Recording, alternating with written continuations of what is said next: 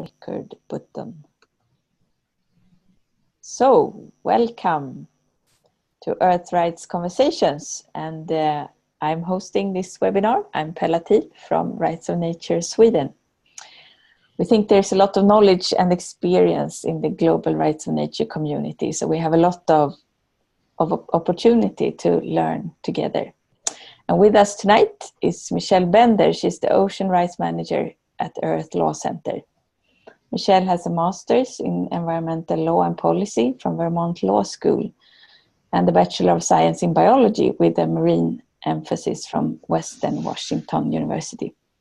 She has a huge commitment to incorporating the rights of nature into ocean law and policy. Michelle's talk will provide a background and overview of the work of Earth Law Center, a legal advocacy group working to transform our governance systems to include rights of nature. Earth Law Center has a focus on water bodies with key initiatives around marine protected areas, the Magdalena River in Mexico, and the Great Lakes. And Michelle, I hope that was okay, and you can build on it. You will speak for about 40 minutes, and after that you can pose your questions. And I wanted to learn, first of all, how did you get to this work? How did you come to rights of nature as an issue? Yeah, well, I'm still considered, a youth, but I originally came across it when I went to Vermont Law School. The previous executive director of Earth Law Center was teaching the Earth Law course. So I took that, and it really changed my outlook on why I was going to law school and what I thought of environmental laws. And even though my background is more so in ocean law and policy, I feel like Earth law is the way to really get to the change that I want to see with how we treat the ocean. And I have been the Ocean Rights Manager for almost a year now, so focusing more so on ocean rights, but every issue really, when it comes to environmental issues, interests me, and rights of nature is one way to address them.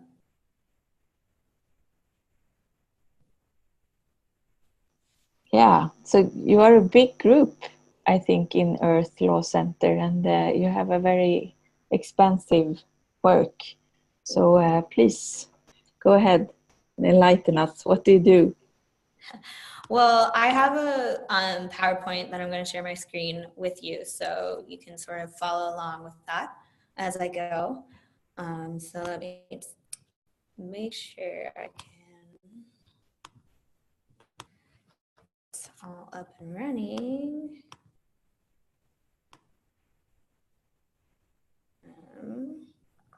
Let's see. So how do I view slideshow for you? Let's see, I might need to do it this way because that's not quite working.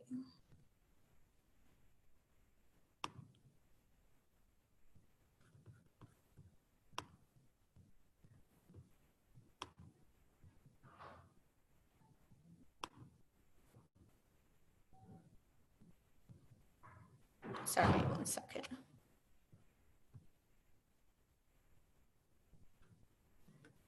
Okay, there we go.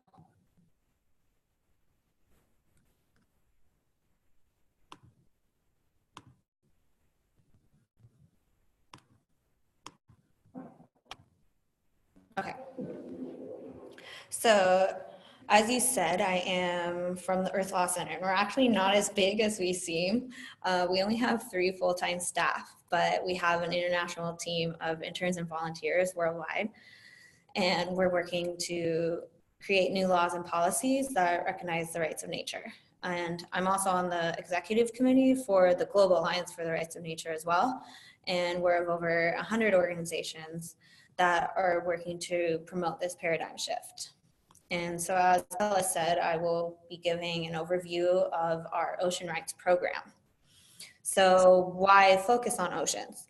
Other than my immense passion for it, ever since I first saw it when I was 4 years old, the ocean is the largest ecosystem on Earth. It supports all life.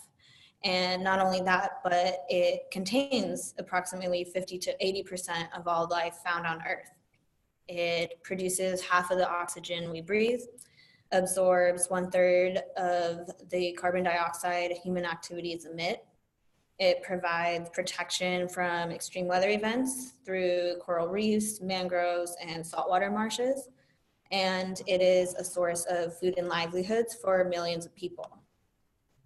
The good thing is we've started to recognize how important it is and the need to protect it. So in the 1960s, at the first World Conference on National Parks, we started to consider that maybe we needed to expand this concept of protected areas to the ocean. We then agreed on the first international treaty that regarded our governance on the oceans, the Convention on the Law of the Seas in the 1980s. And more recently, conventions like the Convention on Biological Diversity and the Sustainable Development Goal targets have all demonstrated the will to protect more of the ocean. So we have targets to protect 10% by 2020 and 30% by 2030. And with 50% of the planet actually in areas beyond national jurisdiction, so areas that not one nation can regulate, we are now starting to create a new treaty for how to protect biodiversity in these areas. And then just last year, the United Nations had its first ocean conference to advance commitments towards a healthy ocean from not only governments, but businesses, industries, and organizations. But despite all these commitments that are being made, ocean health is still in decline. Overfishing, climate change, and plastic pollution are leaving the ocean in imminent danger of losing its capacity to support life. Approximately 60% of marine ecosystems are either considered degraded or used unsustainably. And this has resulted in a loss of marine biodiversity of roughly half of what it was 50 years ago. So for example, top predatory fish like tuna and sharks have actually declined by 90% of what their historical populations were. And we've now lost 50% of coral reef ecosystems worldwide.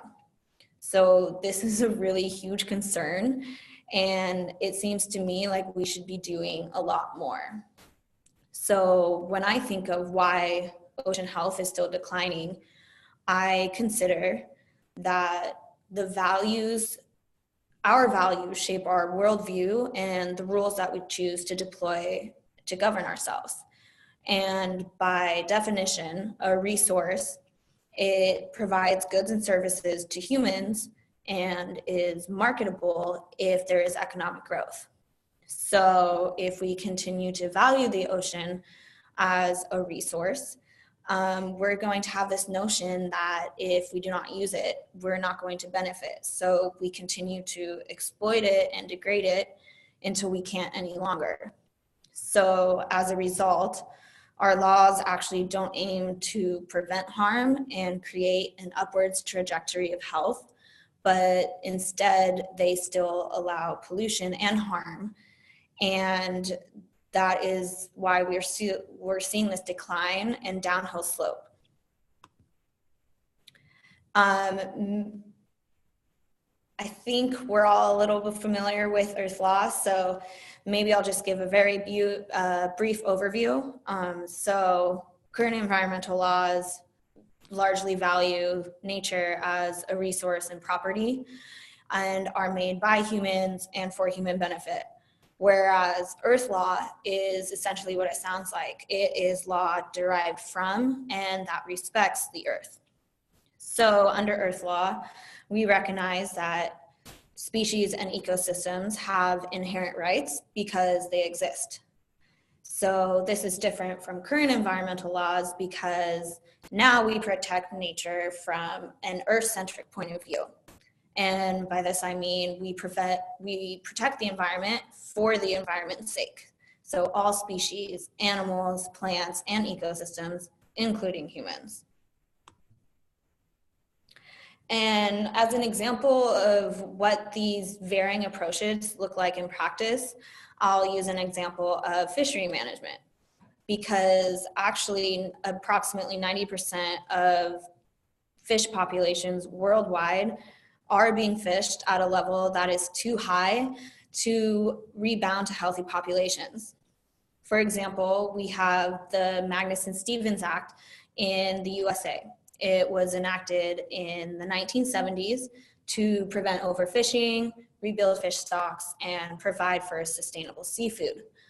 And it aims to do this by setting limits on the amount of fish we can take from the ocean. But these limits are not created purely on an ecological and scientific basis. In fact, these limits are based on providing great benefit to the nation. And so this is lopsided. Under business as usual, where we look at the benefit to humans and economics, we're going to continue to see a decline. And it's exactly what we have been seeing. Despite 30 years of the Magnuson-Stevens Fishery Act being enacted, we still have 16% of fish populations considered overfished.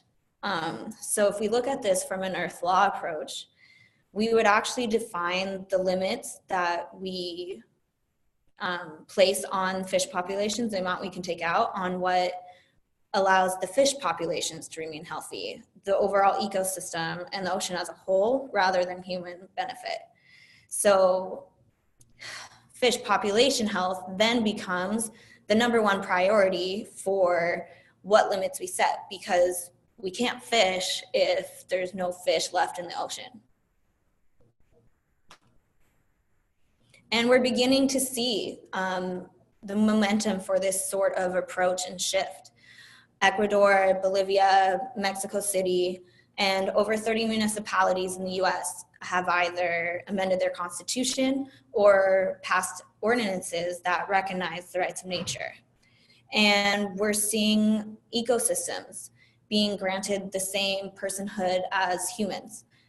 This includes rivers, national parks, and sacred mountains. I personally love what we're seeing in New Zealand right now with their work to protect ecosystems of cultural importance, and have asked myself, why not apply this concept to the oceans? And it turns out I'm not the only one thinking that way. Actually, last year at the United Nations Ocean Conference, the Cook Islands and other Pacific Island nations made a commitment to draft a convention for the rights of the Pacific Ocean. So this convention will hopefully be signed by all Pacific Island nations by 2020, and it will outline the rights afforded to the Pacific Ocean and island nations' responsibilities to protect it. So it is important for ELC, as we're looking to apply rights of nature to ocean law, to create the models and partnerships that we can continue to build off of wins worldwide towards gaining legal rights for the entire ocean.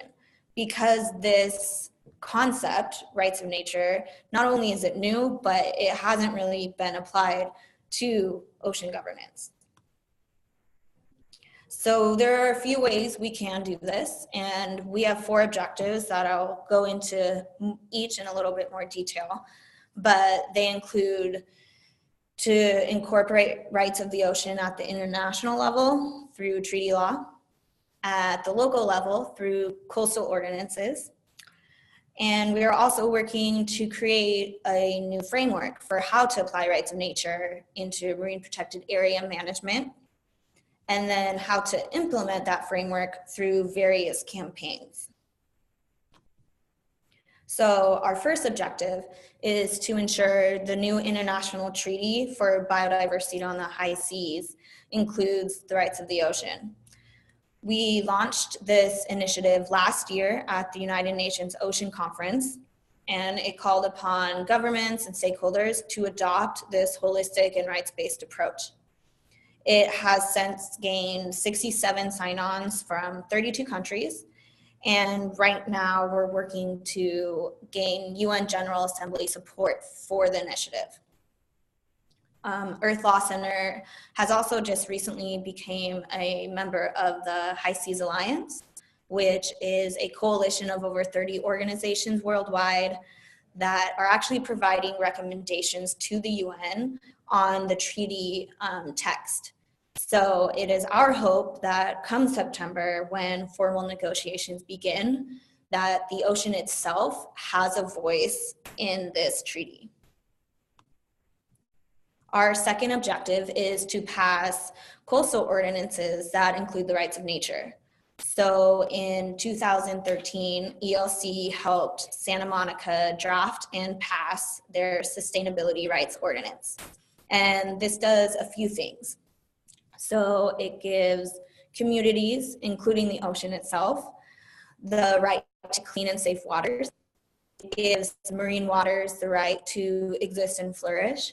And it gives the community of Santa Monica the right to protect the ecosystem.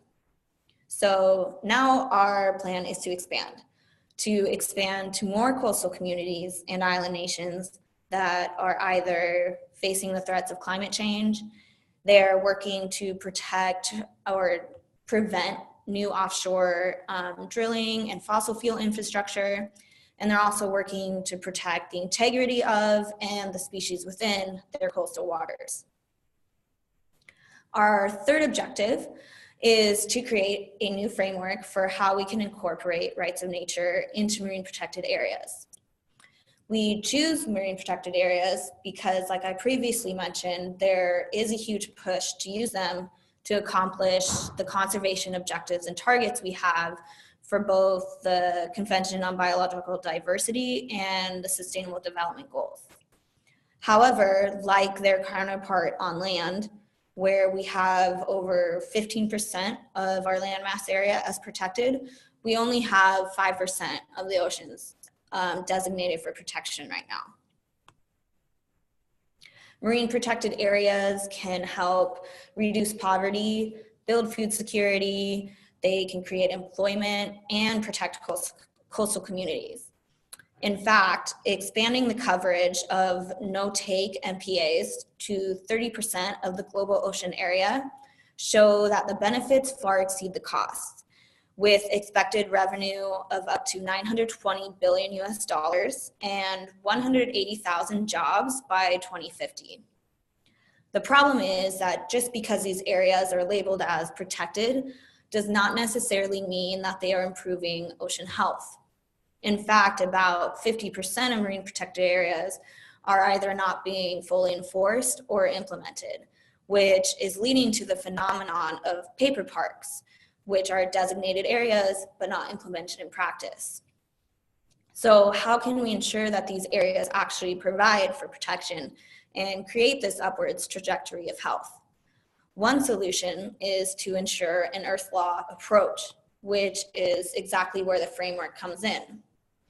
I drafted the framework last year with the help of interns and volunteers over the course of 3 months, and then the framework underwent a 3-month call for inputs. So we gained recommendations, best practices, and mechanisms for implementation from experts and stakeholders worldwide. We received recommendations from IUCN members, NGOs, scientists, fishery managers, for example, and we're now working to incorporate those recommendations into the final framework, which is due to launch this Earth Day. So the intent of this framework is to show how we can evolve the current structure to manage marine ecosystems using a rights of nature approach. If we look at what the current structure already is, you have to define the marine protected area and what values are associated with it. You need to create the rules and the responsibilities for governing the area. You need to decide who's going to be in charge of making sure those rules are followed. And you also need to invoke penalties, and how are you going to enforce this vast area of protection?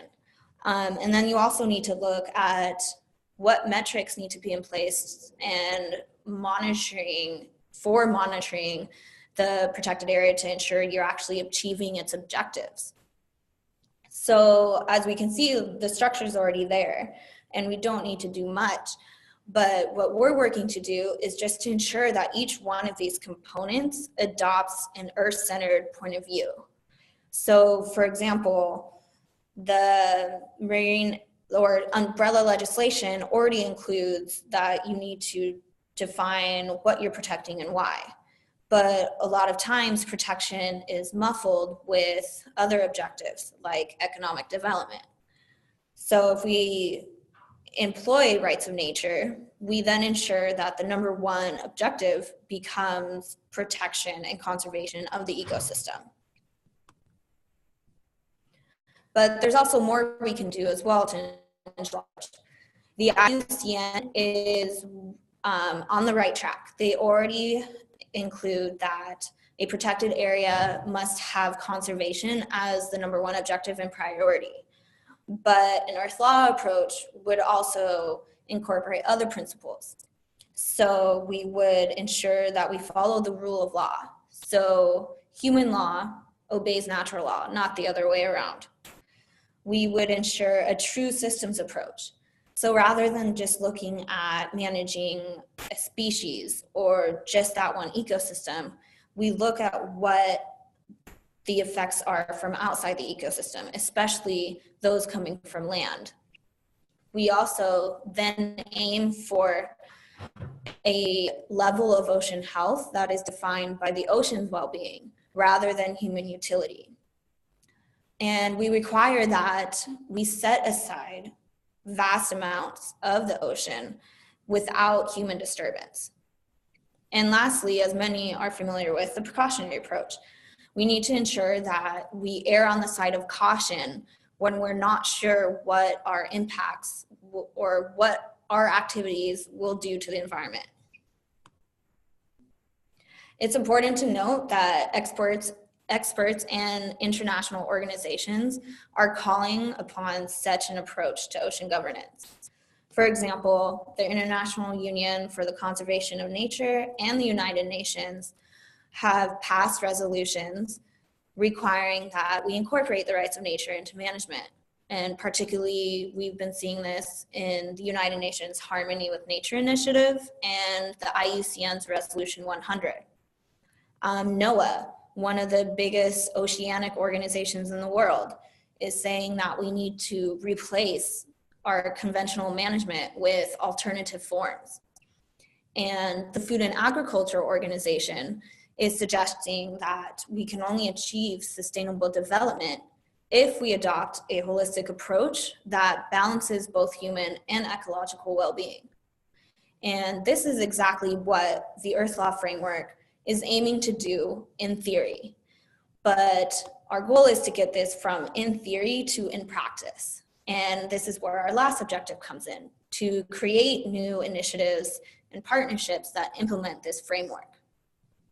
So last year, we partnered with the Sea Change Project and Inkatha Freedom Party from South Africa to provide comments to a new marine spatial planning bill. This bill was largely focused on economics rather than conservation. So we encouraged Parliament to incorporate the rights of the ocean into this bill, and we are still waiting for the final results. We have initiatives with partners in Uruguay and Argentina to gain legal rights for the whale and dolphin sanctuary and the Patagonian shelf, respectively. And we're gearing up to launch new initiatives in the Puget Sound here in the US, Brazil, and Venezuela. So like I said, we're working to really implement this framework, but what does this framework actually look like? I have developed 5 key components that I think are essential. And I will go into more detail, but they include defining the marine protected area as a legal entity, codifying the rights afforded to the marine area. It means that we have to create a management board that is comprised of guardians who represent the ecosystem. We need to give citizens the right to speak on behalf of the environment. And we need to show how the Earth law will affect other laws already in place. So when I was developing these components, I was really looking and analyzing the 2 approaches that we've seen so far in the rights of nature movement. So we're seeing the legal personhood example, where an entire ecosystem is labeled as a legal entity and nobody owns it. It's not necessarily given rights, but it is given guardians who then represent the ecosystem in decisions and disputes. And then we have the other side of the spectrum, where in Ecuador and Bolivia, nature as a whole is given certain rights. And we don't have specific guardians who represent nature, but the entire community is given the right and the responsibility to protect it. So these are where, looking and analyzing these 2 approaches is where I came up with the 5 essential components. And so the first essential component is defining the marine protected area as a legal entity or a legal person. This gives the ecosystem legally defensible rights. It also means that we divest ownership and dominion over the ecosystem and value it and consider it as a living whole. So as a system that's comprised of all of its zones, species, abiotic and biotic components. And this now means that we're not only protecting the area, but we're protecting it for its own sake and benefit. And as a legal entity, it is then afforded the rights, liabilities, and duties of a legal person. But in order to protect those rights, we need to define what they are. So we can take what we're seeing in Ecuador and Bolivia and the Universal Declaration for the Rights of Mother Earth and merge that to apply to the ocean. Such rights can include the right to life and biodiversity, the right to be free of noise and plastic pollution. It can be the right to preserve the functionality of the water cycle and the right to prompt and full restoration from the impacts of human activity. The third essential component is to create a management board comprised of guardians. These guardians are designed to represent the marine protected area in decisions and disputes. So similar to how we undertake current cost-benefit analysis and environmental regulations when determining the allowance of an activity, this board comprised of guardians would need to, 1, make a determination of the impacts of an activity. They then need to look at whether those impacts violate the marine ecosystem's rights, and if it does, to what extent. They then need to look at what are the possible other alternatives and what are the impacts to those alternatives. And then using all this information, they then come up with a decision that picks the alternative that fulfills the highest human and environmental needs. The fourth essential component, giving citizens the right to speak on behalf of the environment, which gets rid of the standing to sue hurdle. So a huge roadblock to effective enforcement of environmental laws is the standing to sue in pursuing judicial and restorative action. Largely in our current system, you can only sue on behalf of an ecosystem if you yourself can demonstrate quantifiable injury. So if you can prove that the harm to the environment harms your life as well. If we give citizens the right to speak on behalf of the environment, we then can require stricter standards or ensure that those that polluted and degraded the environment have to restore it and provide for the damages. I would like to mention a case where the Global Alliance for the Rights of Nature has attempted to demonstrate this practicality through an International Rights of Nature Tribunal, which you may be hearing from in another webinar soon. Not sure, Pella, but Michelle Maloney from the Australian Earth Laws Alliance actually spoke on behalf of the Great Barrier Reef in one of these tribunals. And as a result, the judgment not only confirmed that the Great Barrier Reef's rights were being violated, but that we needed fast intervention to not only protect, but to restore the life of the Great Barrier Reef. And so our final component of the Earth Law framework is to show how existing laws and policies will be affected by the Earth Law lens. So how are laws and regulations that are already in place going to be impacted? The Earth Law framework is not intended to get rid of existing legislation, but it's intended to complement and evolve it. So what I mean by that is the existing legal frameworks remain in place, but now are influenced by the Earth Law lens. So all the decisions and functions that need to be carried out, if they involve or may affect a marine protected area, they now need to take into account its inherent rights.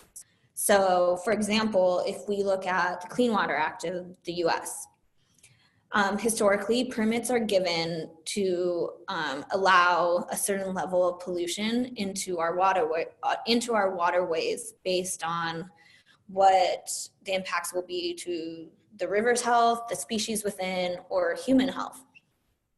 But let's say we have a marine ecosystem that is now right off land and it has legal rights. That means that now these permits and the amount of pollution we allow needs to be decided on what also allows the marine ecosystem and its species to remain healthy as well. And just to show a little bit more practicality about what we're aiming to do with the framework is I'll use an example of one of our initiatives. So we are partnering with the Organization for the Conservation of Cetaceans in Uruguay to gain legal rights for the whale and dolphin sanctuary. In 2013, Parliament passed a legal decree declaring the entire exclusive economic zone of Uruguay as a sanctuary for whales and dolphins. So it prohibits any harm that may come to them in those waters. But we're actually seeing increasing threats to the species and the ecosystem because there is not a management plan in place yet. So we're not only working with OCC to gain legal rights for the sanctuary, but to ensure an Earth Law approach is implemented in the management plan. Legal rights for the sanctuary can help improve management in a few ways. It can require that we regulate shipping traffic and tourism in a way that has minimal effect on the species. It means we prohibit extraction or fishing in the places that they feed, breed, or migrate. And it now means that the whales and dolphins have a voice in decisions represented by the guardians of the ecosystem. And it can also mean that we prohibit any marketing or commercialization of the species with very strict penalties and sanctions. And just to leave you with one case where we actually have been seeing the attempt for rights of nature to apply to marine ecosystems is in Ecuador. So recall that Ecuador has in its constitution the rights of nature. And they also have the Galapagos National Park and Marine Reserve. In the special law for the Galapagos, they include principles that must be adhered to as we carry out the management plan. And one of those is the respect for the rights of nature. there has been successful cases involving the reserve, such as a few years ago, there was a fishing vessel found with sharks, but no fins, sadly, and the captain was given 2 years in prison. So this not only marked the first case and conviction of the 14 years that the Galapagos Reserve has, the management plan has been in place, but it also set a precedent for not only persecuting shark finning as an illegal activity, but any crimes against nature within the reserve. Now, however, the case did not allow for full implementation like we would in the Earth Law framework. So it didn't allow the conservation sector to speak on behalf of the sharks in court, but it did allow for them to speak on behalf of the sharks through an amicus brief. So as you can see, there's still a lot of work to do to gain legal rights for the ocean. We're seeking systemic change, so it's going to take time. It's going to be step-by-step and incremental, but if we continue to challenge how we are treating and viewing the ocean, we will reach that tipping point necessary to transform our governance systems to recognize the ocean for what it is. So if you have any ideas for initiative or a particular marine area that we should be considering, please feel free to let me know. I would love to brainstorm. And you can also still sign on to our Ocean Rights Initiative, either as an organization or an individual, if you haven't done so already. And if you have any other questions regarding ELC or ocean rights, please feel free to let me know. My email is right here, and thank you so much. Thank you, Michelle. That was a great presentation. Very interesting topic. And I think there might be some My voice. some questions for you. But I had one to start with, and that is, I think it's quite special to work with Rise of the Sea because it's, it's so vast, and also it's so vast areas that aren't under state sovereignty. So I was wondering about like what certain challenges and opportunities does that present, do you think? Mm-hmm. Well, so that is one of the biggest challenges, is because we're finding that we really can't achieve some of these objectives or get to a healthy ocean state if we're not governing the high seas, because it is the vast majority of our planet. And so how do you get people to follow the rules when it's considered an open access resource? Because like I said, if we're not using it, we're fearing that other people are going to get the benefits and we're missing out. So we keep creating this tragedy of the commons. And so one huge opportunity is the new International Treaty for Biodiversity on the High Seas. One of the main focuses of that treaty is to create the process for establishing marine protected areas that are beyond national jurisdiction.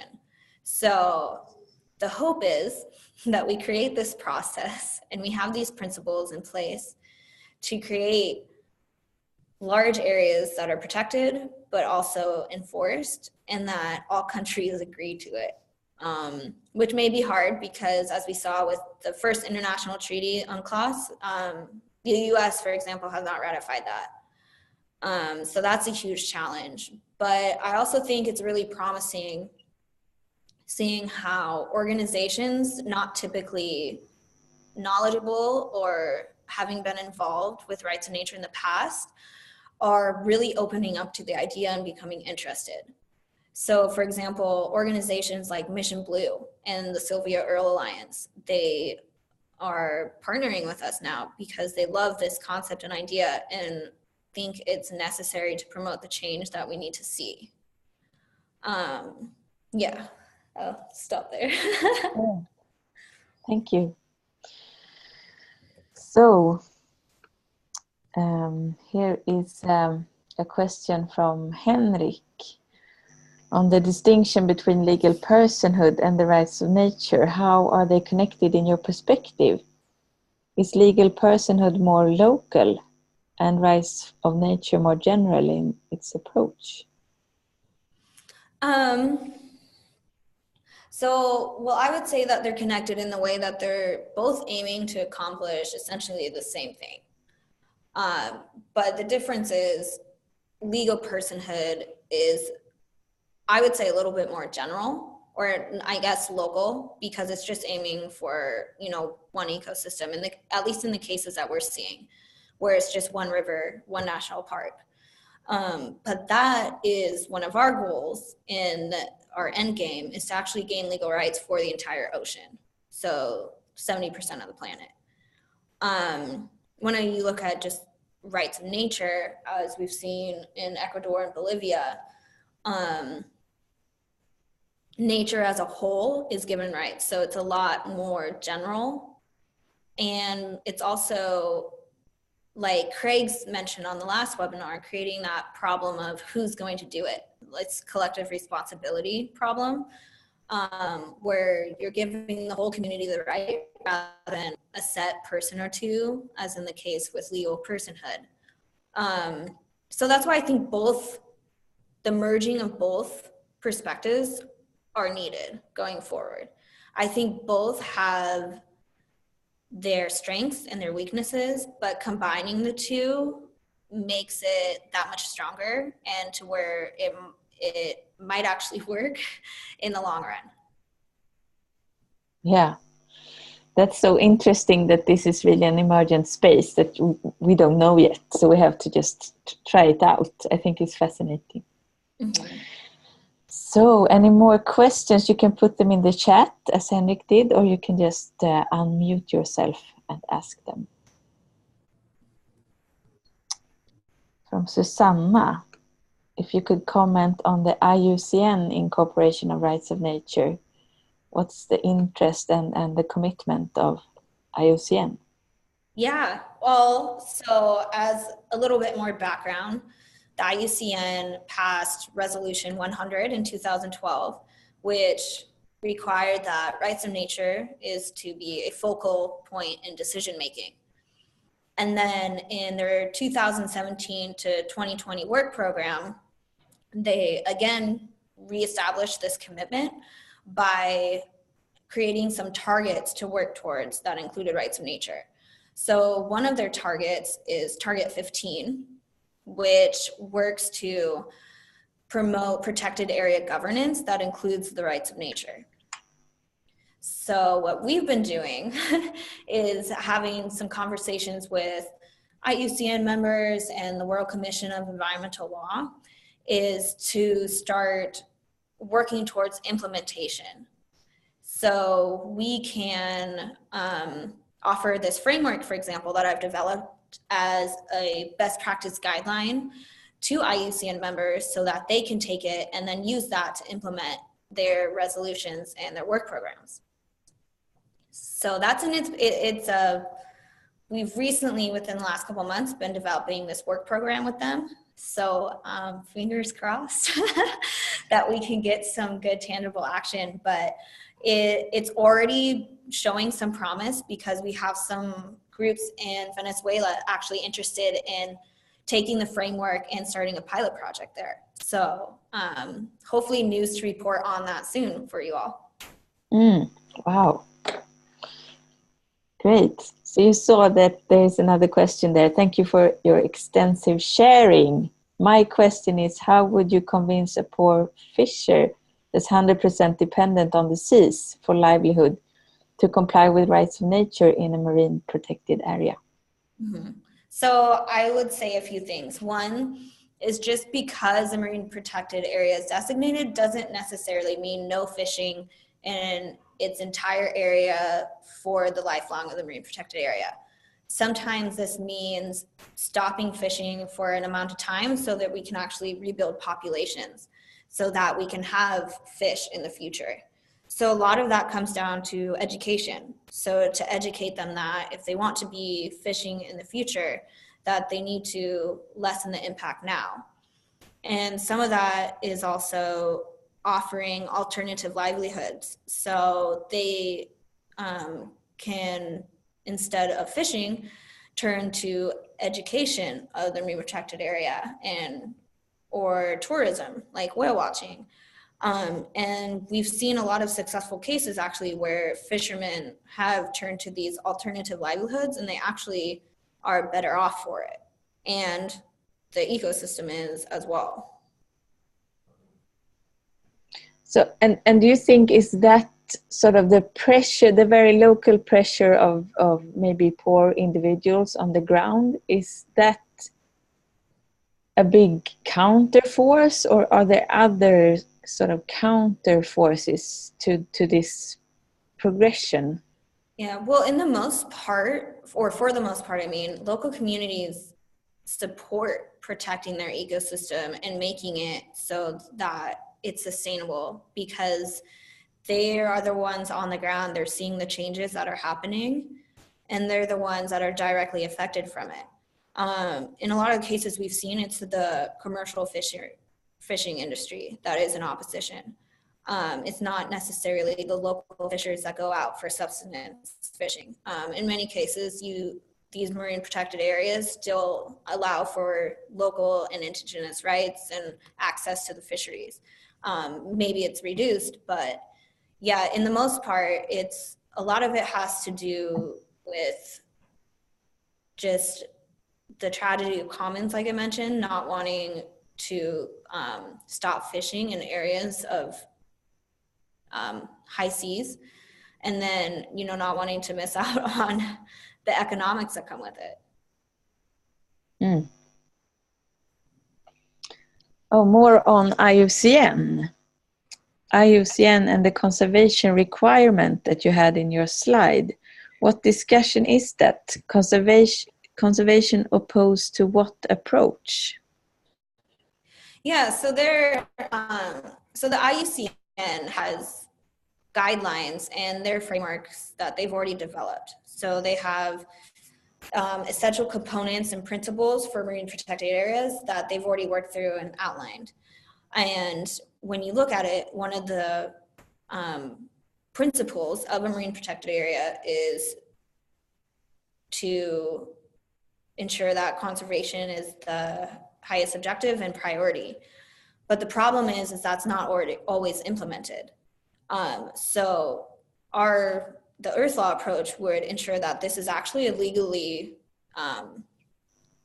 defensible objective, so that if you're not making conservation of the ecosystem as a priority, then that can be citizens can then sue on the behalf to enforce that objective. Does that answer your question?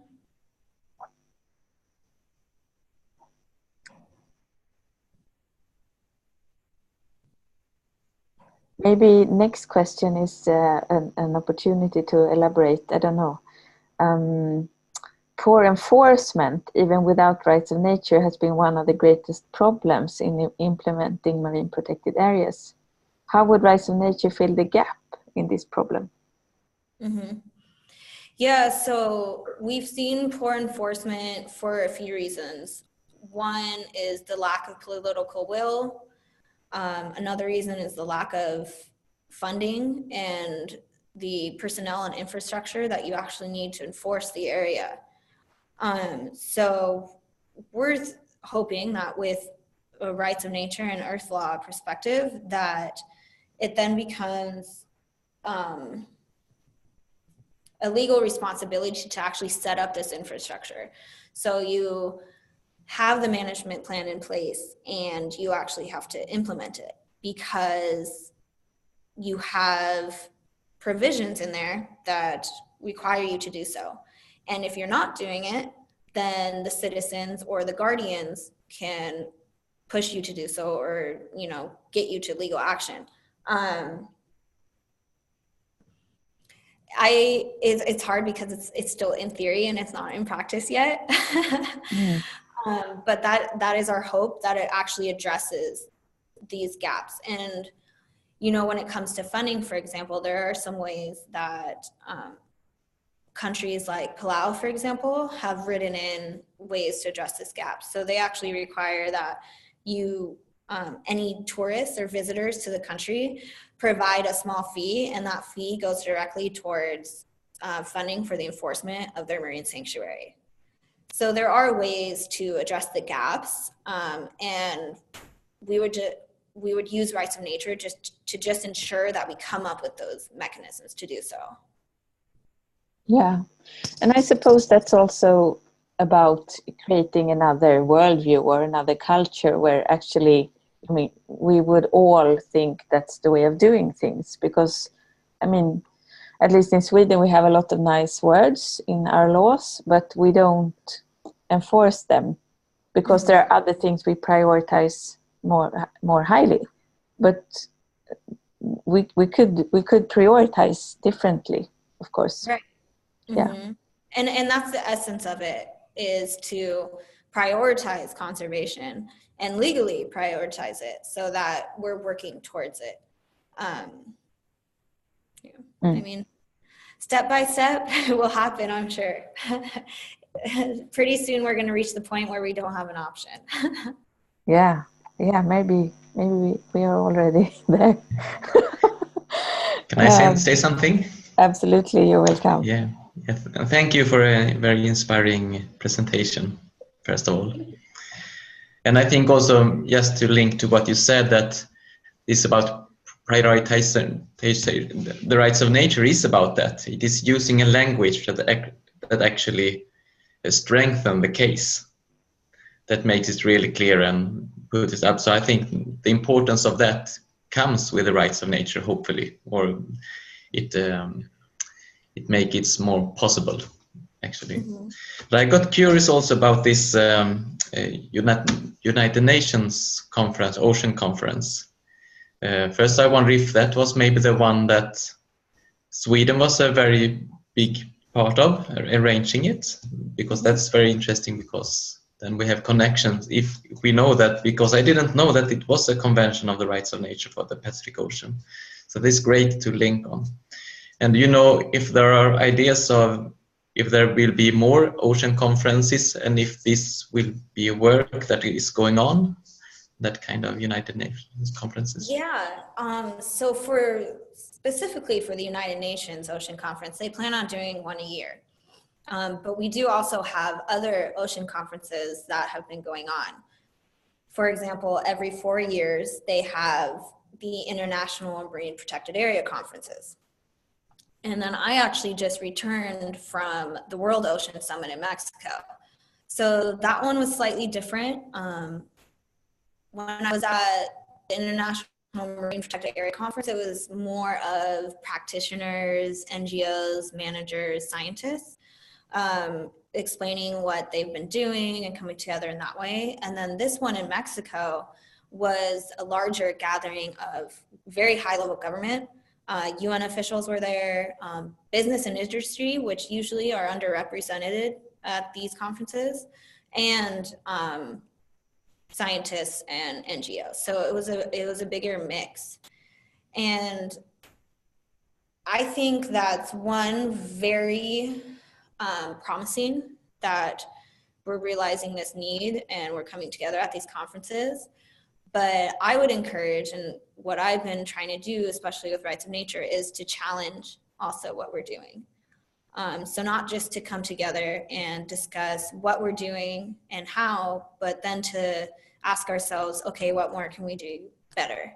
How can we really push what we're doing to accomplish the goals that we need to see?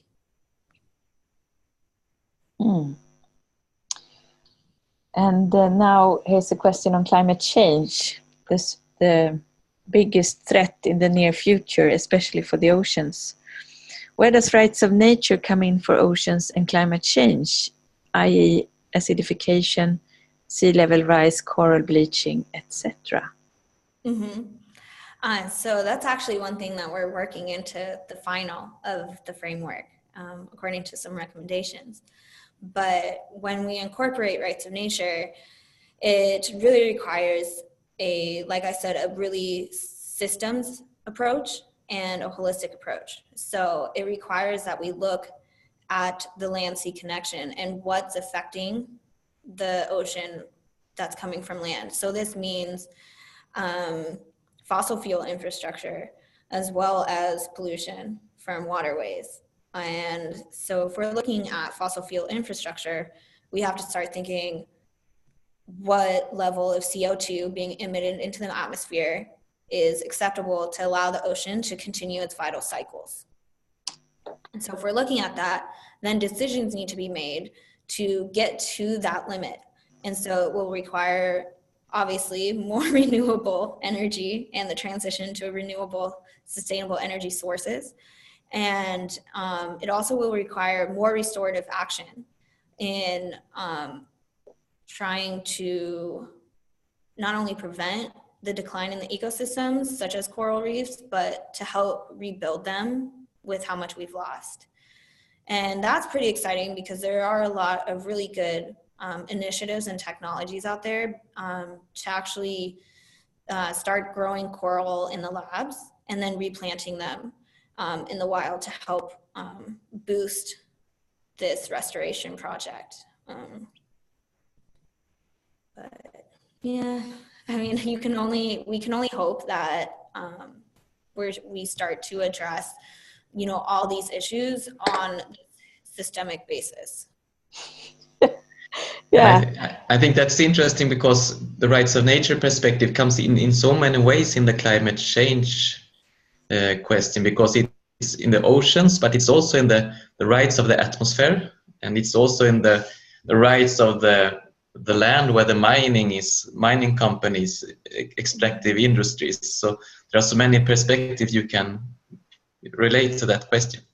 Yeah, and it's great because we're seeing, rights of future generations too, which is key to rights of nature, especially with that case right now in the U.S. Supreme Court. So really, yeah, I mean, it's trying to tackle all these issues. Yeah, and I think we can do something more than just hope. I think you are an example. I mean, the whole Earth Law Center is an example that there's a lot to be done, actually. It's amazing what you are achieving. And in both Lodin and Ecocide Sweden are very proud to be backing your initiative. I think we should maybe round off if there aren't any more burning questions, but I have one that I think would be interesting to hear your take on, and that's the Baltic Sea, which is one of the most, I think it's the most polluted sea in the world, actually. And we have been discussing, could we work on the rights of the Baltic? It's a brackish sea, so very special and fragile ecosystem, and also a lot of countries surround it and have a huge impact on it. So, and being sort of the developed or the industrialized world here, how would you go about? What would be the first steps that we could take? Well, first step, I say, why not? Why not start to get legal rights for the Baltic Sea? But I think a lot of it comes down to first working at the local level and getting local communities, indigenous communities in support, and then building from there up to governments, either from one country and then expanding to all the countries. I'm not sure how many are involved. But I think it starts with, starting the initiative, gaining the support for it, creating the case for why we need it, and then building from there. I'm happy to help. Yeah, great. It will be such a interesting work, I think. Yeah.